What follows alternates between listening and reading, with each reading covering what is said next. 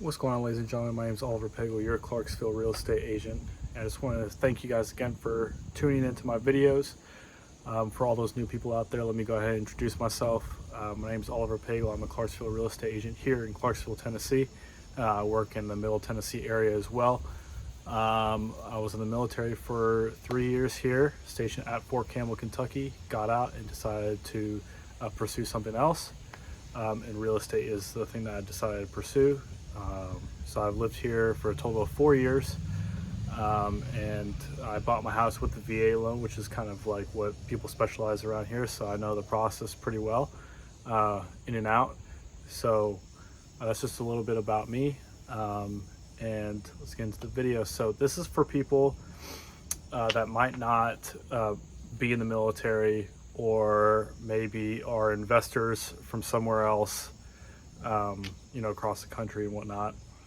But this is a video going over what the military has done and what the military has brought here to Clarksville, Tennessee.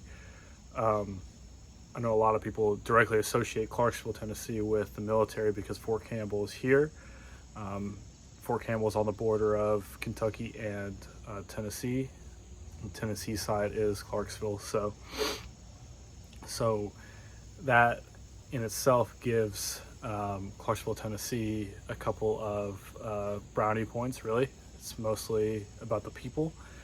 And when I say that, Clarksville, Tennessee is a pretty decent sized city. It has like 170,000 people. So, and that's a good amount of people. And a lot of those people, I would say, are military or military related, military based people. And so what does that mean for like business owners and investors and such? So first things first, we're going to talk about the business owner side. So you'll always have customers, theoretically, right? If you have a good business like a restaurant, or if you sell a service or anything like that, you'll always have customers, because people are always going to be here no matter what, because the military base is here. So they're going to be here for at least 3 years. So if you are thinking about coming here to start a business or whatnot, you could absolutely make it work if it's a good business. So like if you have some sort of food that you like to cook, some specific food or anything like that, some of that stuff does actually very, very well here, especially if the soldiers get wind of it, which is awesome. Another thing about the investment side, if you are an investor and you don't know if Clarksville, Tennessee is the right place for you to invest, well, I can tell you this: there's a 3-year minimum stay here, and these soldiers get something called a BAH. So BAH is basic housing allowance. So basically the Army gives them money to live in, and it goes to either A, their mortgage, or B, rent. And that information is readily available. So if you time it right, you could have the BAH or whatever you rent for as their BAH. So say the BAH is $1,600, right? You could rent out your piece of property for $1,600, which is the entire BAH that they get. Now, do people do that? Absolutely. Yes, absolutely. But most soldiers that I know would prefer to go a little lower than the BH. So they would have like a $1,200 a month place, and then use the rest of that money for all the bills that need to be paid for water, sewer, electric, stuff like that. That's just an example. However, that is definitely a good place to be, kind of gauging the different rents here in Clarksville, if that is something that you are wanting to. Another good thing about Clarksville is that there's always going to be turnover. So every 3 years, there's going to be someone leaving and someone coming back in. So how does that affect the rental market? Well, most people don't want to buy somewhere where they're not going to be that long, right? So there's a lot of people out there that only want to buy if they're staying for an extended period of time, 5-10 years maybe. But some soldiers, they don't like that. They don't want to be tied down by a house here, and especially when they move, they're going to have to go through the pain of selling it, so on and so forth. So that could be a, a big leverage piece in your business if you are an investor, or if you're just a freelance investor. That could be definitely a good leverage, because most people will rent. Those people will rent, and then you could have those renters pay down your mortgage, and then when they move, they could either tell their friends about it. So if their friends are moving back here, boom, you got yourself another renters. But even if they don't tell their friends, guess what? They're gonna know, and then other people are gonna find you because they need somewhere to live as well. So that is something that I would absolutely take in consideration. That the people here, the soldiers here, live off that BAH. So that is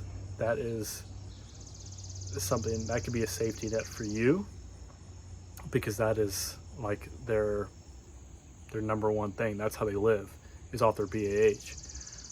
So every soldier gets BAH if they're married, and you're not gonna have to worry about soldiers that live in the barracks, because they live in the barracks and not in a house. So that is something that I would absolutely look into.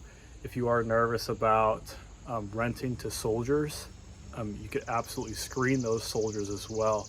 And the good thing about renting to soldiers is if they are late on payments, or if they are ruining your home, or so on and so forth, you could get their command involved, their chain of command involved in that.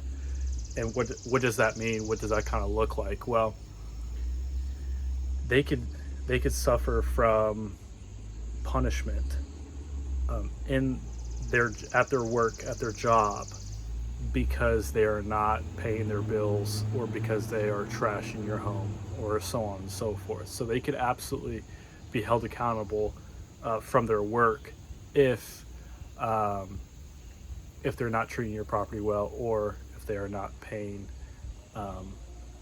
the rent for your property. So those are some huge advantages of